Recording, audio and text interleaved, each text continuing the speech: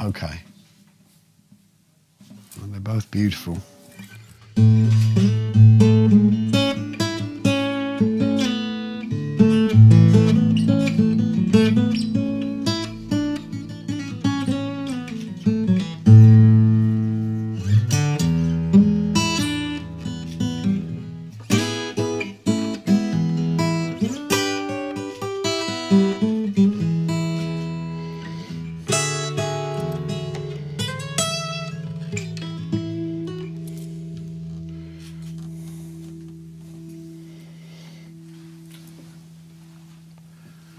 Yeah, these are great. Well, let me compare them. Fantastic figuring.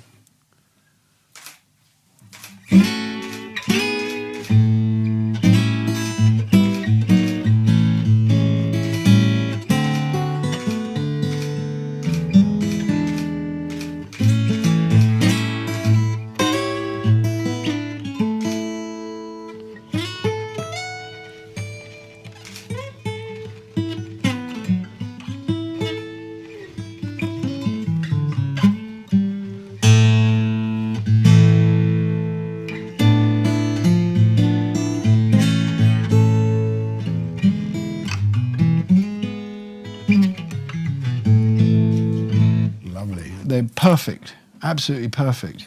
Colours are great, the top wood is beautiful, the grain, and the grain in the backs are fantastic, and the inlay in the back on the 28. They are unique to one another.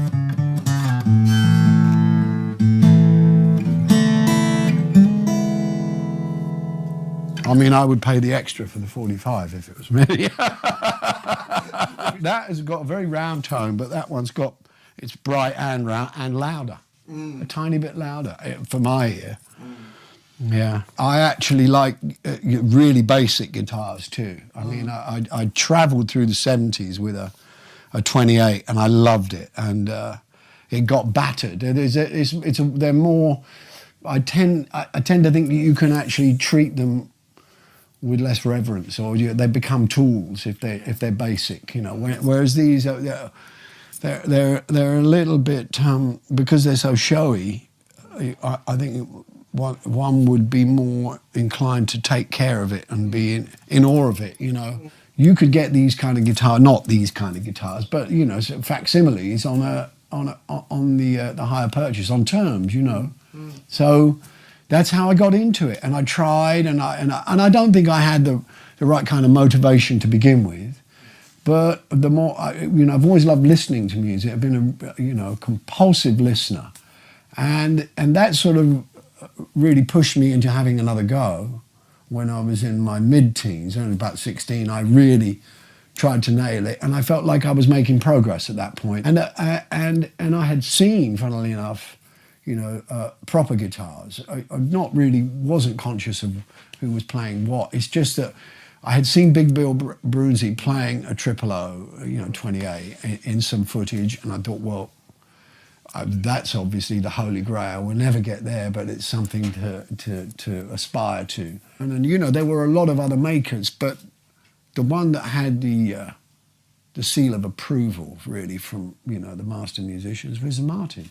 So it was only a matter of course until I tried to figure out why that was. I had to get my hands on one. And I remember being at Ilpine Island one night with a mate of mine called Dave Brock, who later formed Hawkwind, and we were big mates and playing guitar together a lot. And I can't remember what I was playing, but it may have been the Washburn.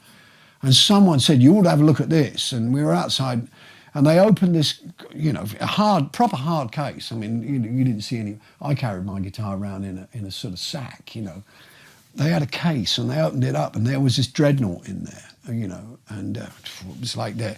It was like a big light shone out of the case, It was so precious and significant, and we were allowed. The guy let us. I don't know. Might have been a folk music. I can't remember whose it was, but I felt that neck, the triangulated neck, and I thought, this is and it's always been, I hate to say it, but it's been my experience ever since that the proper guitars, and therefore the probably the most expensive guitars, are always going to be the easiest ones to play, because they're just made for playing. The motive behind the making of the guitar is 100% right. And so if you already have a little bit of a faculty, it's going to be a lot easier to play a proper guitar. And eventually I got my hands on, a Martin.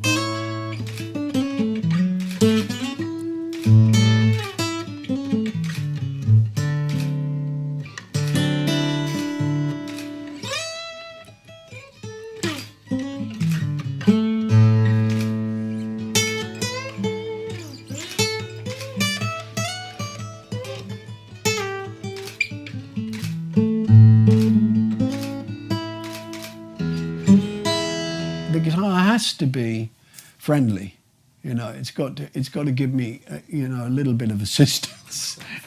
Otherwise I'll put it down, I won't bother, and I've tried, some of those short scale, the early 45s, were very fascinating guitars to me, the narrow body ones that were made around the 1900s, and they're gorgeous, but I found them very hard to play, and I suppose because it's a shorter scale. You can't, the actions can be quite tough.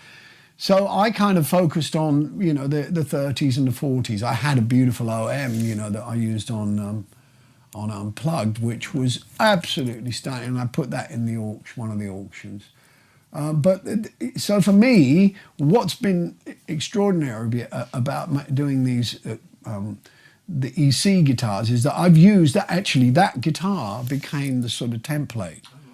For most of those guitars, they measured the action and they got the neck pretty much to match that old OM, and so that's the thing, is I've found something that works for me, and I am a journeyman musician, so it makes sense to me that the other players would probably respond to that.